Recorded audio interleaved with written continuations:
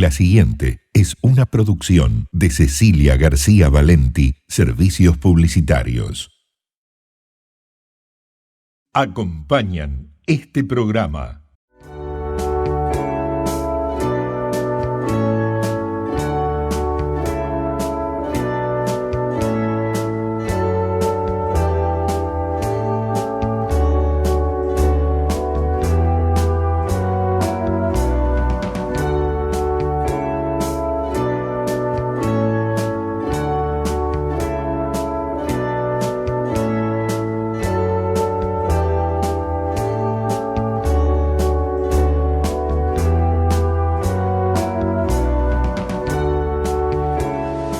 ¿Cómo les va?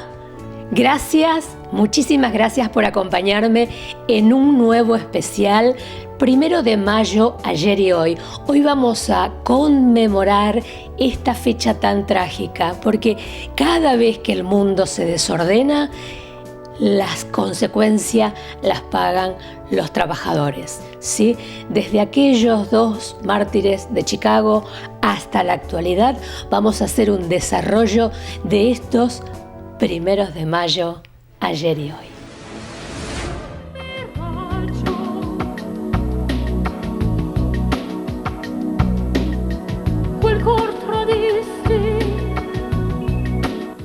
En 1886 se realizó el Congreso de Chicago a propuesta de Frank Fossier, secretario del Comité Legislativo, y Edmondson, activo militante de la Fraternidad de Carpinteros, resolviéndose a aplicar la jornada de 8 horas o parar en los establecimientos que no lo permitiesen. Se producen no menos de 500 huelgas y la participación de 340.000 huelguistas. Se consiguen una serie de conquistas sociales. En Chicago, una movilización de 8.000 huelguistas concurría a la salida de las fábricas solicitando la adhesión del resto de los trabajadores. En la refriega, una descarga de fusilería dejó una 50 de heridos y 9 muertos. Este hecho provocó una manifestación de protesta. La policía, al intentar dispersar a los 15.000 manifestantes, hacen estallar una bomba, muriendo 8 policías. Esto produce un estado de pánico general y una furiosa arremetida policial condujo a un grave enfrentamiento. Se declaró el estado de sitio. No alcanzaron los calabozos para todos los detenidos. Chicago vivió así una de las horas más negras de su historia. Las fiestas del 1 de mayo, más que fiesta, es una conmemoración por este hecho tan conocido de los mártires de Chicago. Existía una sola ley. Una ley que permitía trabajar hasta 18 horas por día. Más de 18 horas no se podía trabajar. Entonces esta gente, estos compañeros, empezaron a luchar por la jornada de 8 horas. Sus luchas no fueron fáciles porque encontraron una gran oposición, lógicamente, en el capitalismo, en el empresariado, en cierta parte de la prensa que en ese tiempo no veía con esto, y fueron tildados estos compañeros de la peor manera, de forajidos, de delincuentes, de gente de mal vivir, y que si no se le ponía coto a esta lucha de las 8 horas, esta gente un poco más iban a pedir cobrar sin trabajar. No obstante, estos compañeros no se amilanaron, siguieron con su lucha, que fue una lucha sangrienta, donde hubo linchamientos, hubo ejecutados, pero se consiguió la jornada de 8 horas. Durante el juicio mantuvieron con firmeza la convicción de sus ideales. Parson dijo al juez: si la muerte es la pena que corresponde a la proclamación de la verdad, entonces estaré orgulloso de pagar el precio. Colgadme, dijo Nieve, y en términos parecidos se expresaron cada uno de ellos. Y allí entonces se celebró el día 1 de mayo, que fue institucionalizado mundialmente como Día Internacional del Trabajo. Acá hay que decir algo sobre esto, que es necesario. En muchos lugares del mundo se festeja como una fiesta recordando conquistas históricas de los trabajadores de esa región. En otros lados se festeja como un acto de recogimiento por los mártires, por la gente que esos países perdieron en esta lucha, pero tiene algo muy particular. El 1 de mayo, Día Internacional del Trabajo. Es un día que no tiene ningún condimento político, es netamente un día de los trabajadores. Eso hay que señalarlo porque jamás se permitió que el Día Internacional de los Trabajadores sea tomado para satisfacer o para entrar en un juego de apetencias políticas. Todo lo que lograron los antecesores nuestros, los mayores en sus tiempos, de una lucha muy cruel, que era muy cruel, no es como ahora, que es una lucha también, pero es más dialoguista, más distinta que esa lucha que era que un poco más los mataban a los trabajadores a los que querían formar un sindicato o a los que querían conseguir algún beneficio, alguna conquista, los barriaban para que no entraran a las grandes fábricas, lo dejaban sin trabajo, y por eso fue una lucha tan cruel como fue. Lamentablemente tiene que morir gente para que se solucionen los problemas o se encaminen las cuestiones. Ahí, bueno, la muerte de 2 trabajadores hizo que empezaran a haber ya leyes que defendieran a los trabajadores, las 8 horas y demás, ¿no? Para esa época ya fue un avance importante. En Argentina la clase obrera se integraba con una mayoría de casi 2/3 nacionales argentinos, destacándose en forma por demás sorpresiva el alto porcentaje de mujeres argentinas que trabajaban no solo como personal de servicio, sino como obreras de la industria. ¿Por qué trabajaba la mujer? Porque los salarios masculinos, que cubrían unas 3/4 partes, no alcanzaban a cubrir el costo mínimo de vida. En Buenos Aires, en cambio, los varones extranjeros considerados como mano de obra casi cuadriplicaban a los nacionales. Era evidente que la utilización de mano de obra, el extranjero tuvo absoluta primacía y por ende fue también quien en mayor número sufrió los padecimientos de la explotación salarial y de los defectos que acusaba la infraestructura edilicia de Buenos Aires. La inclusión de menores en la alta escala y la aguda competencia que existía entre la mano de obra nativa y la extranjera, entre otras situaciones, propició la eclosión del sindicalismo como movimiento de lucha.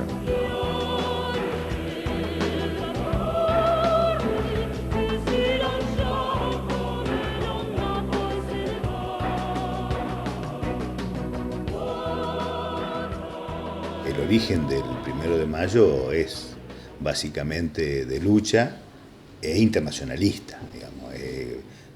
Inclusive Rosario, que fue una de las 4 primeras ciudades del país que tuvo acto el 1 de mayo, que fue el 1 de mayo de 1890, en la Plaza López tuvo oradores en distintos idiomas.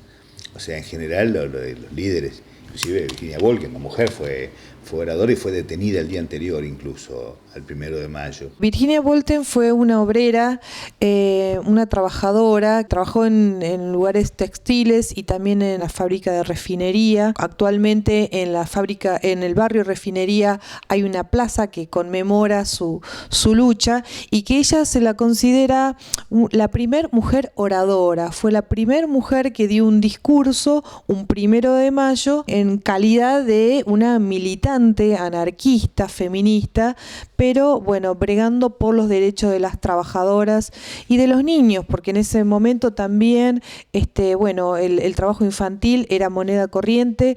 Virginia Woolf creó un diario que se llamó La Voz de la Mujer, donde era una lucha de feministas y anarquistas, pero sembró todo un hito en la ciudad de Rosario que me parece muy importante recordar conmemorar. Ella también, los actos también siempre se han conmemorado en la Plaza López, porque ella habló en la Plaza López. Pero bueno, en Refinería hoy se conmemora, ya que ella estuvo trabajando allí.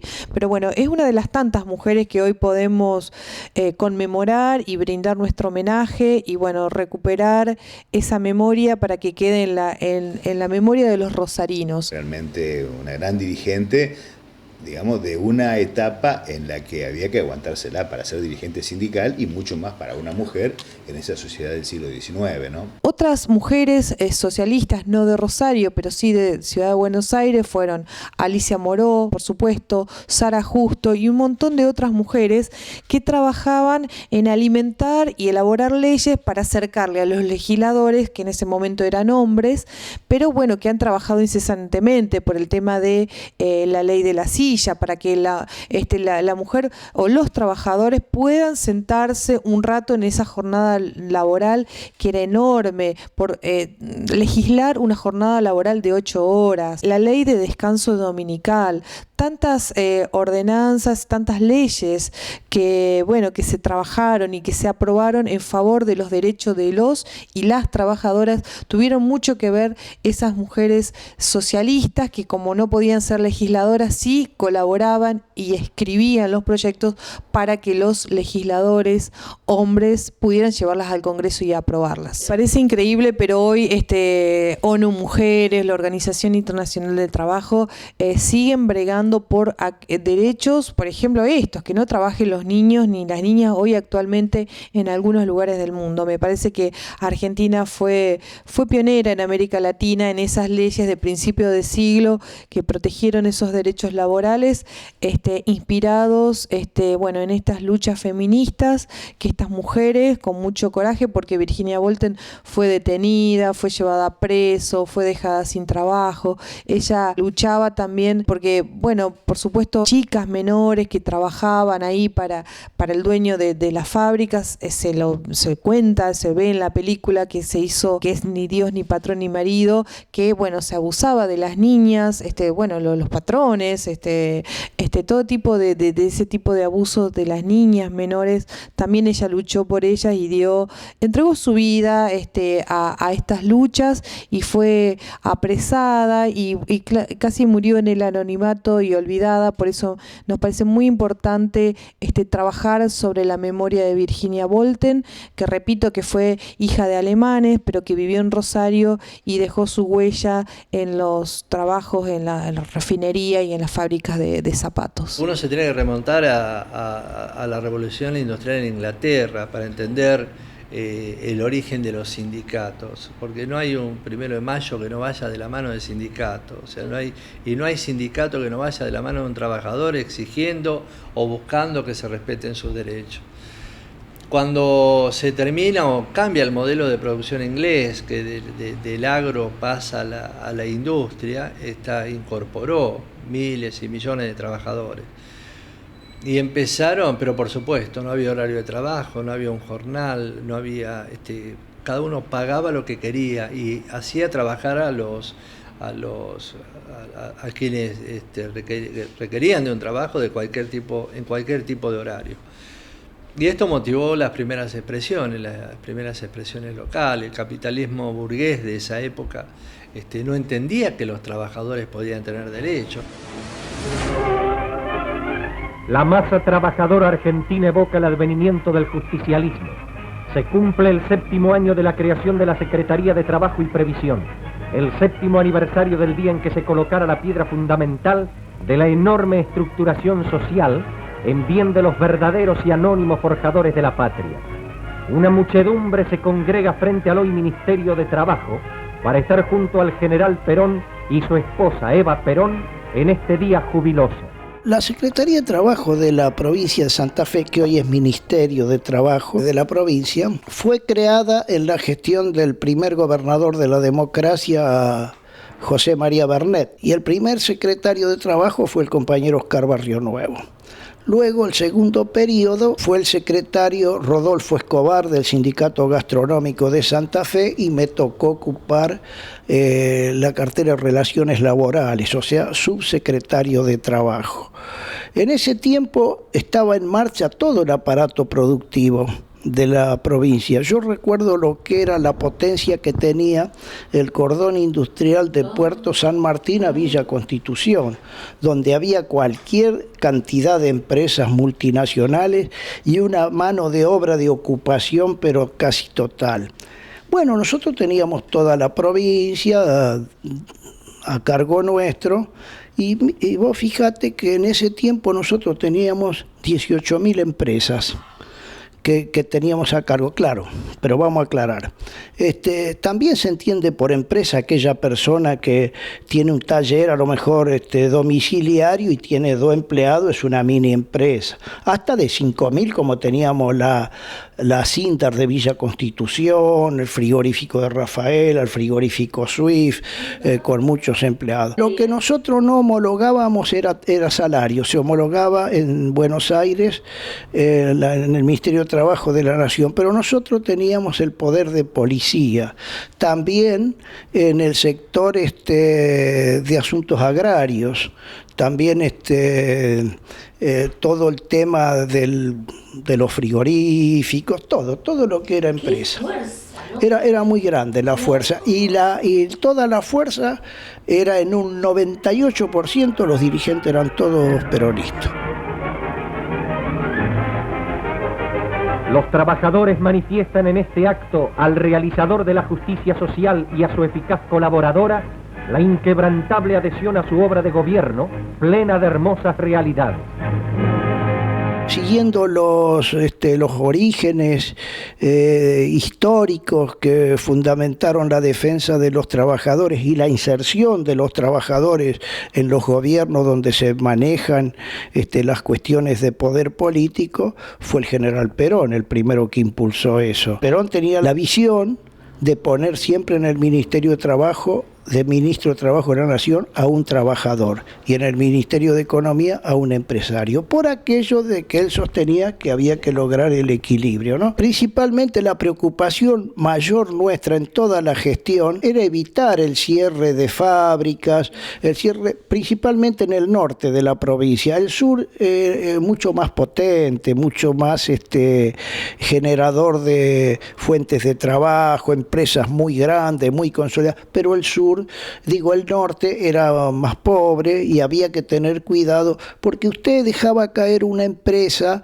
en ese pueblo y se caía el pueblo, caían los comerciantes, se malograba ya toda la movilidad y la idiosincrasia de la existencia de ese pueblo. Entonces, gracias a Dios tuvimos buena gestión, mucho apoyo también del gobierno, y había que evitar que las empresas se cierren, ¿no? Desde los balcones de la Municipalidad de Rosario, la señora de Perón recibe las estruendosas aclamaciones de un público incalculable.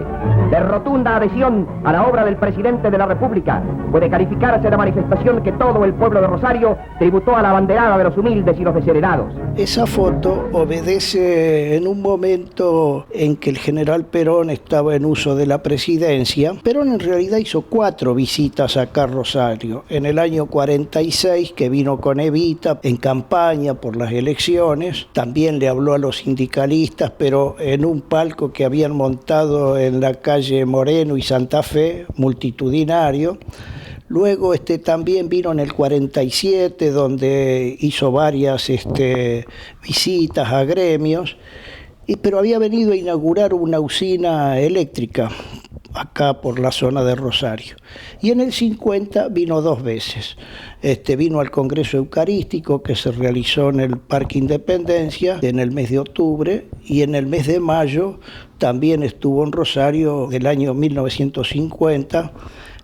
A varios gremios de Rosario les entregó propiedades para que desarrollaran sus actividades sindicales.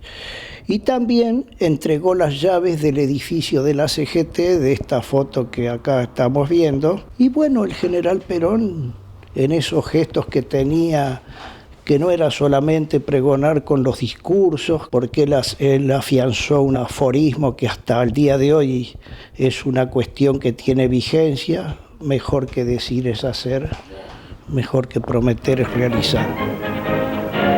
El coronel Juan D. Perón hace uso de la palabra. Ese cumplimiento que nos llevó siempre a preferir los realizadores a los teorizantes fue la consigna rígida a la que ajustamos nuestra acción estatal. Hemos sido fiel a ella porque entendemos que mejor que decir es hacer y mejor que prometer llega desde puntos del país alentando la confianza de un pueblo defraudado que comienza a creer en la justicia social y siente por primera vez el orgullo de saberse escuchado y de sentirse argentino.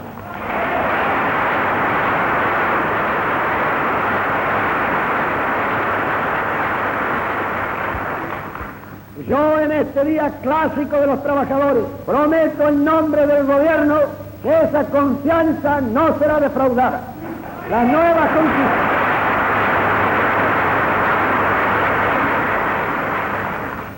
nuevas conquistas darán a esta conmemoración un sentido más patriótico y más argentino. Nace de la conmemoración de muerte de trabajadores el 1 de mayo, tiene ese contenido de lucha que el peronismo, que además de los cambios políticos, sociales, económicos, creo que genera un profundísimo cambio cultural en la Argentina y particularmente en los trabajadores. Y esa jornada de lucha, de recordación de los mártires, en la Argentina peronista va a ser una jornada de fiesta, porque el trabajador estaba bien, digamos. Entonces, y de ahí venía la costumbre de, digamos, la reunión familiar, la reunión sindical y particularmente las grandes fiestas en Plaza de Mayo, donde se elegía la Reina Nacional del Trabajo, donde todos los sindicatos llevaban a su reina. Digamos que el primer peronismo, con ese aluvión de inclusión que genera, transforma esa jornada, que era muy dura, muy de recordación de quienes habían sido asesinados por patronales salvajes, en una jornada de fiesta, porque precisamente el trabajador, por primera vez en la historia argentina, no solo tenía derechos, sino que era protagonista de la historia. Es la fiesta del pueblo, porque el pueblo es leal a quienes le dieron lo mejor de sus vidas, el ideal que exalta las virtudes del alma colectiva y el renunciamiento de todo lo que no sea sacrificio y amor. Perón, en conducción política, plantea que el peronismo era un partido doctrinario y tenía una doctrina, el peronismo era un movimiento humanitario, filosóficamente muy sólido en ese sentido, y a través de eso lo que nos indicaba era, o nos solicitaba era que el dirigente